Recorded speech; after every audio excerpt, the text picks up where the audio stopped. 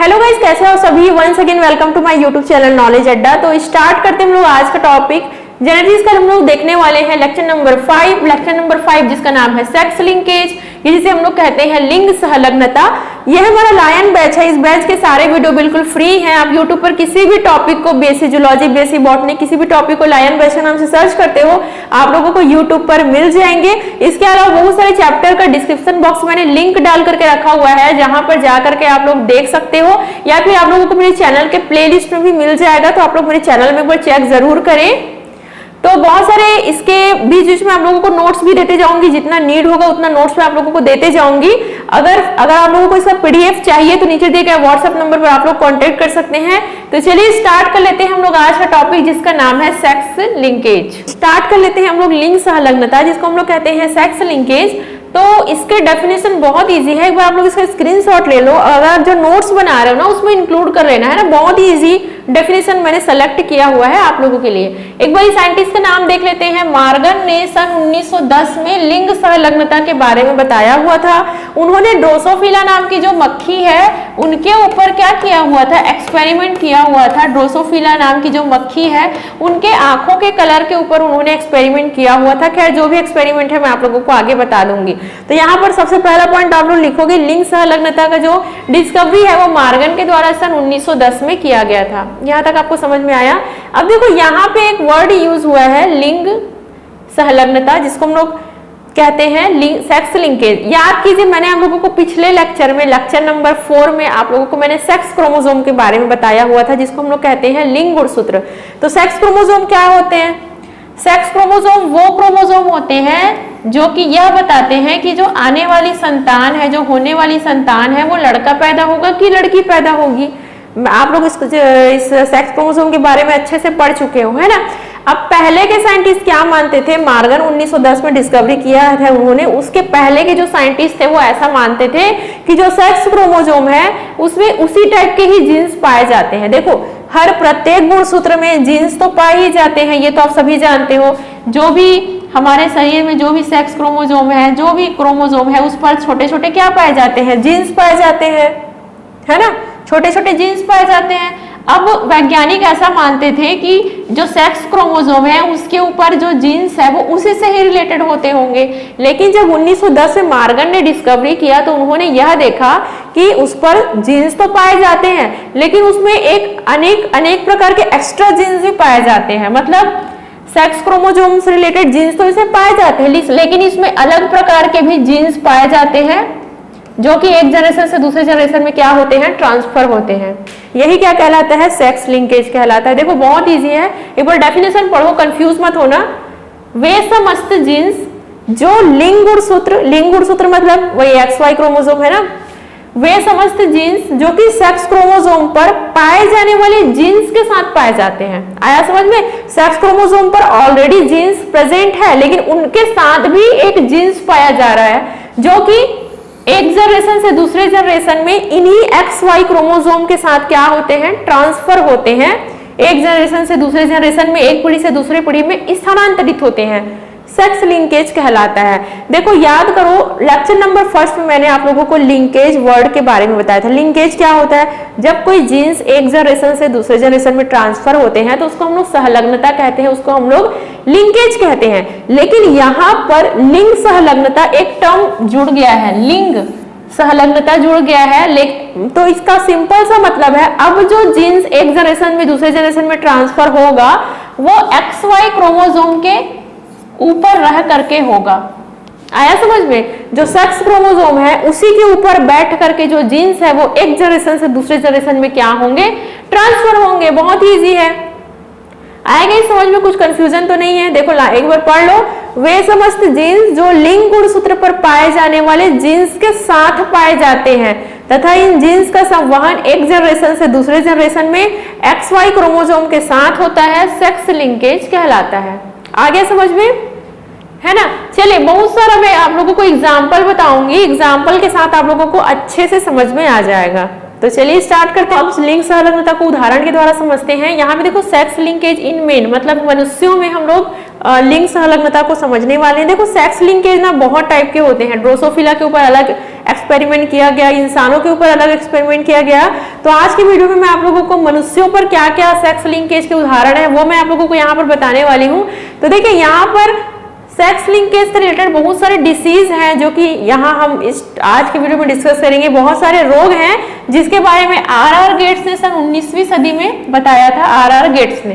तो देखिए सबसे पहला है वर्णांधता, जिसको हम लोग कहते हैं कलर ब्लाइंडनेस, है ना, कलर ब्लाइंडनेस। और ये सारे ऐसे हैं जो कि एक्स क्रोमोसोम के साथ क्या होते हैं, इनके जो भी जीन्स है वो ट्रांसफर होते हैं। इन रोगों के जो भी जीन्स है, जो भी लक्षण है वो एक्स क्रोमोसोम के साथ, मतलब जो सेक्स क्रोमोसोम है उसके साथ एक जनरेशन से दूसरे जनरेशन में क्या होते हैं, ट्रांसफर होते हैं। तो पहला क्या है, वर्णांधता। कलर ब्लाइंडनेस क्या है, कलर जो रंग होते हैं उन्हें पहचान करने की जो क्षमता है वो नहीं होती। जैसे कि कुछ लोग देखना लाल कलर को हरा कलर बोलेंगे, हरा कलर को लाल कलर बोलेंगे, मतलब उन लोग कलर में डिफरेंस नहीं कर पाते कि कौन सा कलर है। तो ये क्या कहलाता है, कलर ब्लाइंडनेस कहलाता है। वैसे कलर ब्लाइंडनेस को और भी डिटेल से मैं आप लोगों को आगे बता दूंगी। सेकंड नंबर का है हीमोफीलिया। हीमोफीलिया क्या होता है, खून का थक्का नहीं जमता है। खून का थक्का जैसे कहीं पे चोट लग जाता है तो क्या होता है, ब्लड निकलने लगता है। तो ब्लड क्या होता है, वो निकलते ही रहता है, निकलते रहता है, क्योंकि वो क्लॉट नहीं हो पाता है वहां पे। तो ये क्या कहलाता है, आपका हीमोफीलिया कहलाता है। थर्ड नंबर का है जुवेनाइल ग्लूकोमा, मतलब जो नेत्र गोलक है उसमें वो क्या हो जाता है, हार्ड हो जाता है। निकट दृष्टि दोष। तो ये सारे देखो ऐसे रोग है ना जो कि लिंग सहलग्न रोग कहलाते हैं, और एक जनरेशन से दूसरे जनरेशन में क्या होते हैं, ये सारे रोग जो है वो ट्रांसफर होते हैं सेक्स क्रोमोसोम के साथ। ठीक है गाइस, तो चलिए सबसे पहले नंबर का हम लोग देख लेते हैं हीमोफीलिया। एक बार हीमोफीलिया का ये आप लोग स्क्रीनशॉट ले लो, बहुत अच्छा है, इसको आप लोग लिख लेना है ना नोट्स में, और आप लोग वो डायग्राम भी बना सकते हो। देखो गाइस नोट्स में नहीं दे रही हूँ क्योंकि पूरा तो मैं लिख ही रही हूँ, है ना। तो जो जो इंपॉर्टेंट पॉइंट है वो आप लोग यहाँ से लिख लेना, बाकी बुक से पढ़ सकते हो आप लोग। तो देखो क्या कहा जा रहा है, ऐसा विकार जिसमें रक्त का थक्का सामान्य रूप से नहीं बनता है, मतलब ऐसा डिसीज है जिसमें ब्लड क्लॉट नहीं होता है। जब खून ठीक से नहीं जम पाता तो चोट लगने के बाद शरीर के बाहर या अंदर बहुत ज्यादा खून बहता है। देखो हमारे बॉडी का एक मैकेनिज्म है, अगर आप लोगों ने ब्लड क्लॉटिंग पढ़ा हुआ है फर्स्ट ईयर या सेकंड ईयर में, जब हमारे शरीर में कोई चोट लगता है तो खून बहने लगता है। कुछ देर बाद आप लोग देखना ऑटोमेटिक वहां पर रक्त का थक्का जम जाता है, जिससे ब्लीडिंग जो है वो स्टॉप हो जाता है। वो तो हमारा नॉर्मल प्रोसेस होता है। लेकिन कुछ लोग ऐसे होते हैं ना जिनका अगर ब्लड क्लॉट, अगर ब्लीडिंग होता है, अगर कहीं पर चोट लगता है तो उनका ब्लड खून बहते ही रहता है। क्यों बहते रहता है भाई, क्योंकि उनके शरीर में जो थक्का जमने की क्रिया है वो हो ही नहीं पाता है। तो ऐसे में अब क्या होगा, अगर किसी इंसान को चोट लग गया तो पूरा खून क्या हो जाएगा, बह जाएगा। देखो इस डायग्राम के हेल्प से समझो, नॉर्मल ब्लड वेसल में क्या होता है, नॉर्मल लोगों के साथ क्या होता है, अगर कहीं पे चोट लग जाता है तो खून बहता है। उसके बाद जो प्लेटलेट होते हैं, प्लेटलेट समझते हो ना, जो क्लॉटिंग फैक्टर और जो प्लेटलेट्स है वो क्या करते हैं, रक्त का थक्का जमा देते हैं वहां पे, मतलब उस एरिया को पूरा कवर कर देते हैं ताकि जो ब्लड लॉस है वो रुक जाए। लेकिन जब हीमोफीलिया नाम का जो बीमारी होता है उसमें क्या होता है गाइस, ब्लड जो है वो कंटिन्यू बहते रहता है, अनकंट्रोल ब्लीडिंग होता है, ब्लीडिंग कंटिन्यू होते रहता है, क्योंकि वहां पर जो क्लॉटिंग फैक्टर है, प्लेटलेट्स है, वो होते ही नहीं है, रक्त का थक्का ही नहीं बन पाता है। तो ऐसे में क्या है, किसी इंसान की इससे क्या हो सकती है, मृत्यु भी हो सकती है। फिर से पढ़ो, ऐसा डिसीज जिसमें ब्लीडिंग, रक्त का थक्का सामान्य रूप से नहीं बनता है, जब खून ठीक से नहीं जम पाता है तो चोट लगने के बाद शरीर के बाहर या अंदर खून बहते रहता है, हीमोफीलिया कहलाता है। और ये जो हीमोफीलिया होता है वो लिंग सहलग्न रोग कहलाते हैं, सेक्स लिंकेज डिसीज के अंतर्गत आते हैं। एक जनरेशन से दूसरे जनरेशन में सेक्स क्रोमोसोम के साथ, लिंग गुणसूत्र के साथ एक जनरेशन से दूसरे जनरेशन में, एक पीढ़ी से दूसरी पीढ़ी में ट्रांसफर होते रहते हैं। देखना कई बार ऐसा रोग जो होता है ना वो हमारे दादा परदादा या फिर मम्मी पापा के उधर फैमिली वालों को रहता है। कई बार कभी देखना डॉक्टर के पास हम जाते हैं ना तो पूछते हैं तुम्हारे परिवार में किसी को ये बीमारी है क्या। तो जो बीमारियां होती है ना गाइस, जो रोग होते हैं वो एक पीढ़ी से दूसरे पीढ़ी में क्या होते हैं, ट्रांसफर होते हैं। क्यों होते हैं भाई, सब जीन्स के कारण ही तो होते हैं ना। चलिए ये समझ में आ गया आप लोगों को हीमोफीलिया। अब हीमोफीलिया का हम लोग बहुत सारे एग्जाम्पल देखेंगे। अगर मम्मी को है, पापा को है हीमोफीलिया तो कैसे उनके बच्चों में होता है, कैसे एक जनरेशन से दूसरे जनरेशन ट्रांसफर होते हैं, वो मैं आप लोगों को डायग्राम के हेल्प से इसको एक्सप्लेन कर दूं। हीमोफीलिया के बारे में तो अच्छे से समझ गए हो, बट इसके टाइप्स भी होते हैं, हीमोफीलिया ए और हीमोफीलिया बी। वैसे हम लोग इसमें ज्यादा डिस्कस तो नहीं करेंगे बट कुछ कुछ पॉइंट आप लोग हीमोफीलिया ए और बी के बारे में आप लोग ऐड कर सकते हो, है ना। चलिए हीमोफीलिया ए देखिए, तो haemophilia A anti haemophilia globulin की कमी के कारण होता है, फैक्टर है। अगर इसकी शरीर में कमी हो जाता है तो हीमोफीलिया ए क्या होता है, उत्पन्न होता है, जिसको हम शॉर्टकट में AHG भी कहते हैं, ठीक है। इस रोग के जीन्स एक्स गुणसूत्र पर पाए जाते हैं। देखो हमारे शरीर में दो टाइप के सेक्स क्रोमोसोम पाए जाते हैं, एक्स और वाई, है ना। तो यह क्या होता है, एक्स क्रोमोसोम पर क्या होते हैं, पाए जाते हैं इनके जीन्स। इस रोग के जो भी जीन्स है वो एक्स क्रोमोसोम पर पाए जाते हैं, फीमेल के द्वारा संवाहित होती है। जो हीमोफीलिया ए होती है वो महिला के द्वारा एक जनरेशन से दूसरे जनरेशन में क्या होते हैं, ट्रांसफर होते हैं। तो ये जो 3 पॉइंट है एटलीस्ट आप लोग हीमोफीलिया ए के बारे में ऐड कर लेना। मेन आपको यही याद करना है, जो AHG होता है वो मेन फैक्टर होता है हीमोफीलिया ए को उत्पन्न करने के लिए। यहाँ तक क्लियर हो गई आप लोगों को। चलिए हीमोफीलिया बी के बारे में भी मैं आप लोगों को बता देती हूँ। हीमोफीलिया बी ब्लड प्लाज्मा में थ्रोम्बोप्लास्टिन की कमी के कारण होता है। देखो थ्रोम्बोप्लास्टिन ये सब क्या है, क्लॉटिंग फैक्टर है। क्लॉटिंग फैक्टर अगर हमारे ब्लड में नहीं पाया जाएगा तो ब्लड का थक्का नहीं जमेगा। तो जो हीमोफीलिया बी होता है वो थ्रोम्बोप्लास्टिन की कमी के कारण होता है। यहाँ तक आप लोग समझ गए हीमोफीलिया ए और हीमोफीलिया बी।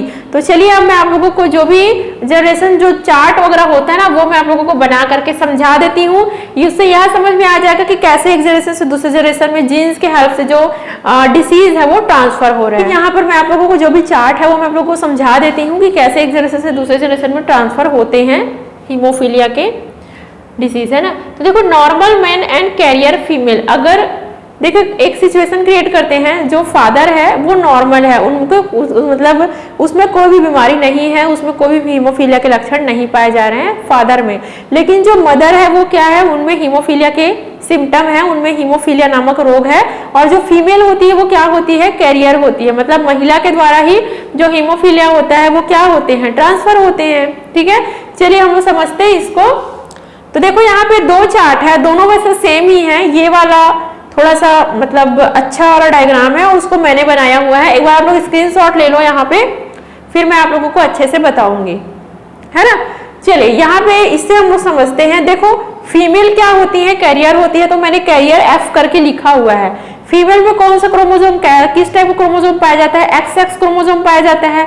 और जो मेल होते हैं उनमें क्या पाए जाते हैं, XY क्रोमोसोम पाए जाते हैं। ये तो आप सभी को पता ही है, सेक्स क्रोमोसोम में मैंने आप लोगों को बताया हुआ था। अब देखो अगर इस टाइप की महिला का विवाह इस टाइप के मेल के साथ हो जाता है, मतलब जो कैरियर फीमेल है उसका विवाह नॉर्मल व्यक्ति के साथ हो जाता है, तो कैसे होता है। यहाँ पे हम लोग X की बात करें तो इनके जो एग होंगे, एक हम लोग X मान लेते हैं, इसमें XH, तो जो XH है वो यहाँ पे H मैंने क्या लिखा हुआ, हीमोफीलिया के जो जीन्स है वो इनके एक एग में जो है वो प्रेजेंट है। लेकिन जो मेल है उसके स्पर्म में XY क्रोमोसोम है, वो तो आप सभी को पता ही है। अब अगर यहाँ पर जो भी संतान पैदा होगी तो देखो यहाँ पर XX मिलकर के क्या बनेंगे, फीमेल बनेंगे। तो फीमेल तो यहाँ पर नॉर्मल होगी। अब इसमें जो हीमोफीलिया वाला जो फैक्टर प्रेजेंट है, हीमोफीलिया के जो भी जीन्स प्रेजेंट है, अगर वो इस एक्स के साथ लिंक हो जाते हैं तो यहाँ पर जो संतान है वो लड़की है XX, लेकिन उसमें क्या है, हीमोफीलिया के लक्षण पाए गए हैं। मतलब अभी तक इनकी जो 2 बेटियां हुई है, जो 2 फीमेल हुई है, दो बेटी हुई है, उसमें से एक बेटी को क्या हो गया है, हीमोफीलिया के रोग हो चुके हैं, है ना। अब यहाँ पे देखो XY क्रोमोसोम अगर यहाँ पे मिल गया, यहाँ से X और यहाँ से Y, तो यहाँ पर जो मेल है उनमें कोई भी लक्षण नहीं पाए गए हैं। पहली संतान में तो कोई भी लक्षण नहीं पाए गए हैं, लेकिन दूसरे संतान में हीमोफीलिया के लक्षण पाए गए हैं। तो हम लोग यहाँ पे कह सकते हैं गाइस कि इसमें अगर 2 लड़की और 2 लड़के पैदा होते हैं तो जो एक लड़की होगी वो हीमोफीलिया वाली होगी, मतलब हीमोफीलिया वाले डिसीज को लेकर के पैदा होगी, और जो एक लड़की होगी वो नॉर्मल पैदा होगी। अगर 2 लड़के पैदा होते हैं तो उसमें से एक लड़का हीमोफीलिया वाला लक्षण लेकर के पैदा होगा और एक लड़का जो है वो नॉर्मल पैदा होगा। मतलब हम ये कह सकते हैं कि 50-50% इसमें क्या होगा, जो भी सिम्टम है वो आएगा। आया गई समझ में आप लोगों को कि आप लोग कंफ्यूज हो गए हो। बहुत इजी है। देखो यहाँ पे अगर फीमेल के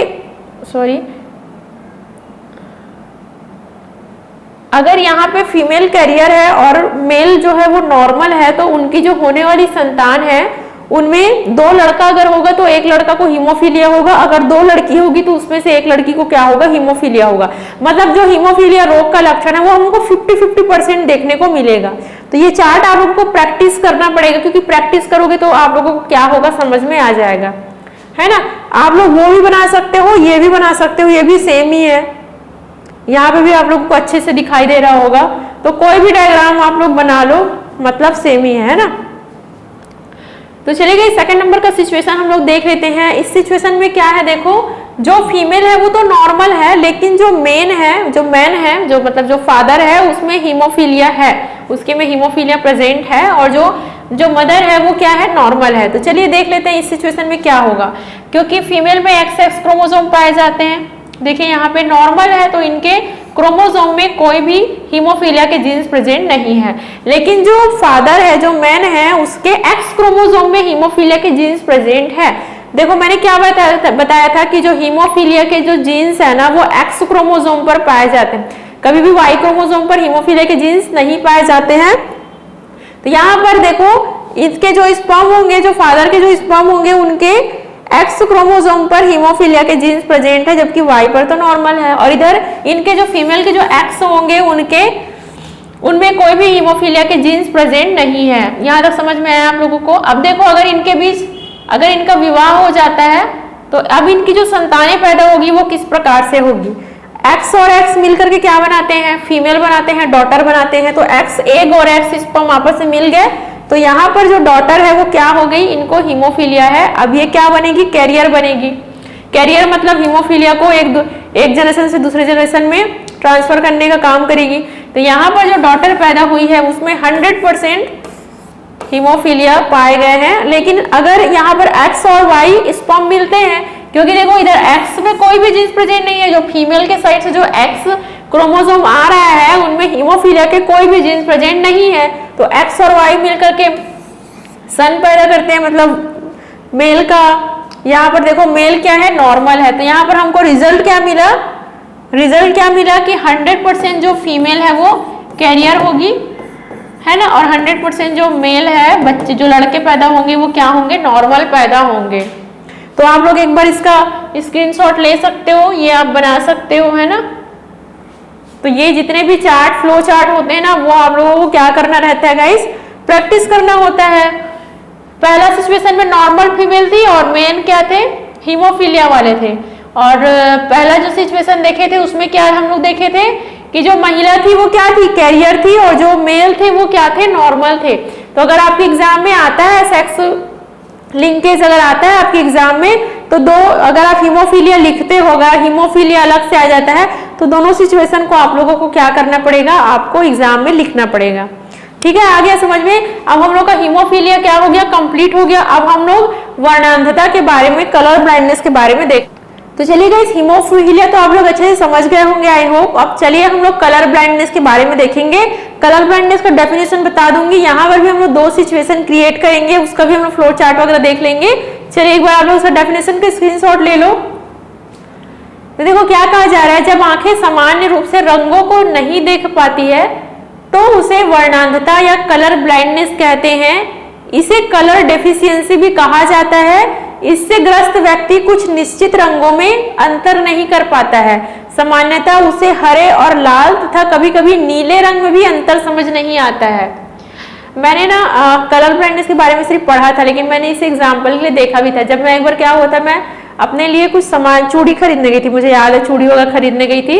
तो वहां पे जो उसका वर्कर था ना, वो कलर में उसको कलर ब्लाइंडनेस था। अगर मैं नीला मांगती थी तो हरा लेकर के आता था, हरा मांगती थी तो नीला लेकर के आता था। मतलब इस टाइप से उसको कलर ब्लाइंडनेस था। तो मुझे उस दिन समझ में आया कि कुछ ऐसे व्यक्ति भी होते हैं ना जिनको वो कलर को नहीं समझ पाते हैं। अगर उनको लाल और हरा कलर को दे दिया जाए ना तो वो कंफ्यूज हो जाएंगे, है ना। तो उसको क्या बोलते हैं, कलर ब्लाइंडनेस बोलते हैं। तो देखो, जब आंखें सामान्य रूप से रंगों को नहीं देख पाती है तो उसे हम लोग क्या बोलते हैं, कलर ब्लाइंडनेस बोलते हैं। और ये जो कलर ब्लाइंडनेस होता है वो भी क्या होता है, सेक्स लिंकेज से रिलेटेड ही क्या है, डिसीज है। ये भी एक जनरेशन से दूसरी जनरेशन में क्या होते हैं, ट्रांसफर होते हैं। चलिए दोनों सिचुएशन को हम लोग यहाँ पर समझते हैं। अलग अलग सिचुएशन हम लोग क्रिएट करेंगे, मदर फादर दोनों के लिए। तो देखिए हम यहाँ पे पहला सिचुएशन लिए हैं जिसमें जो फादर है, जो मेल है, उनको क्या है, कलर ब्लाइंडनेस है, लेकिन जो मदर है वो क्या है, नॉर्मल है ना। अगर ऐसी पुरुष और ऐसी महिला का अगर विवाह हो जाता है तो उनकी होने वाली संतानें कैसे पैदा होंगी, चलिए हम लोग इसको देखते हैं। तो यहाँ पे देखो जो पुरुष है, क्योंकि मेल में क्या पाए जाते हैं, XY क्रोमोसोम पाए जाते हैं, है ना। और जो कलर ब्लाइंडनेस के जो जीन्स है वो किन पे प्रेजेंट है, X क्रोमोसोम पर उपस्थित है। तो जो मेल के जो X क्रोमोसोम है उन पर कलर ब्लाइंडनेस का जीन्स पाया जा रहा है। अब यहाँ पे जो फीमेल है वो तो XX, उसमें कोई भी ऐसा लक्षण प्रेजेंट नहीं है, तो वो नॉर्मल है। अब जो मेल के जो स्पर्म होंगे उनमें जो X क्रोमोसोम है उन पर कलर ब्लाइंडनेस के जीन्स प्रेजेंट है, जबकि जो Y क्रोमोसोम है वो तो नॉर्मल है। और इनके जितने भी X है फीमेल के, वो तो X नॉर्मल ही है, उसमें कोई भी ऐसा जीन्स प्रेजेंट नहीं है। अब देखो होने वाली जो संतानें हैं वो कैसे पैदा होंगी। अगर लड़की पैदा होती है, यहाँ से मेल का एक X और उधर फीमेल का एक X, अगर XX मिल करके कोई फीमेल बना लेते हैं, तो अब उनकी जो फीमेल होंगी उनमें जो कलर ब्लाइंडनेस के जो भी जीन्स है वो क्या हो जाएंगे, आ जाएंगे, जिसके कारण उनकी जो बेटी है, जो भी डॉटर है, उनमें कैरियर वो होगी और उनमें कलर ब्लाइंडनेस पाया जाएगा। लेकिन यहाँ पर जितने भी संतानें पैदा, जितने भी नर पैदा होंगे, जितने भी सन पैदा होंगे, वो क्या होंगे, नॉर्मल पैदा होंगे। मतलब यहाँ पे हम बोल सकते हैं कि 100% जो डॉटर है वो कैरियर होंगी और 100% जो सन है वो नॉर्मल पैदा होंगे। आया कि इस पहला सिचुएशन समझ में, आप लोग स्क्रीनशॉट ले लो, बहुत ही छोटा सा है, बहुत ईजी है ना। तो ये तो था पहला सिचुएशन। चलिए मैं आप लोगों को सेकंड सिचुएशन बता देती हूँ। तो चलिए गई सेकंड नंबर का सिचुएशन हम लोग समझते हैं। देखो अब सेकंड नंबर के सिचुएशन में हम लोग ये देखते हैं कि जो मदर है वो क्या है, कैरियर है, मतलब उनको कलर ब्लाइंडनेस है, और जो फादर है वो क्या है, नॉर्मल है। तो अगर इन दोनों का मैरिज हो जाता है तो देखिए यहाँ पर XX क्रोमोसोम हम लोग फीमेल के लिए लिखे हैं, जिसमें से एक क्रोमोसोम पर जो कलर ब्लाइंडनेस का जो जीन्स है वो क्या है, प्रेजेंट है। ये क्या है, इनके X हैं। और अगर हम लोग नॉर्मल मैन की स्पर्म की बात करें XY, तो ये तो नॉर्मल है। अब अगर इनकी संतानें पैदा होती हैं तो फर्स्ट जनरेशन में इनकी किस टाइप से संतानें पैदा होंगी, चलिए देख लेते हैं। तो XX नॉर्मल, जो डॉटर है वो तो बिल्कुल नॉर्मल है, जो पहली डॉटर हुई है। लेकिन जो सेकंड नंबर की डॉटर हुई है उनमें क्या है, कैरियर है, कलर ब्लाइंडनेस है उसमें प्रेजेंट है, और ये आगे चल के क्या बनेंगी, वाहक बनेंगी। अगर हम लोग यहाँ पे देखिए X और Y, यहाँ से सन पैदा होते हैं, पहला सन तो नॉर्मल पैदा होगा, लेकिन जो दूसरा सन होगा उनमें कलर ब्लाइंडनेस प्रेजेंट रहेगा। मीन्स हम बोल सकते हैं कि 50-50% यहाँ पर क्या है, 50% जो डॉटर है उनमें करियर का देखा गया, और 50% जो सन है उसमें कलर ब्लाइंडनेस देखा गया। तो ये है हमारा सेकंड सिचुएशन। तो ये भी आप लोग क्या कर सकते हो, स्क्रीनशॉट ले सकते हो, है ना। तो ये हमारा कंप्लीट हो जाता है आज का टॉपिक। आई होप आप लोगों को समझ में आया होगा। सारे टॉपिक का लिंक आपको नीचे डिस्क्रिप्शन बॉक्स में मिल जाएगा जेनेटिक्स के। So thank you so much guys for watching this.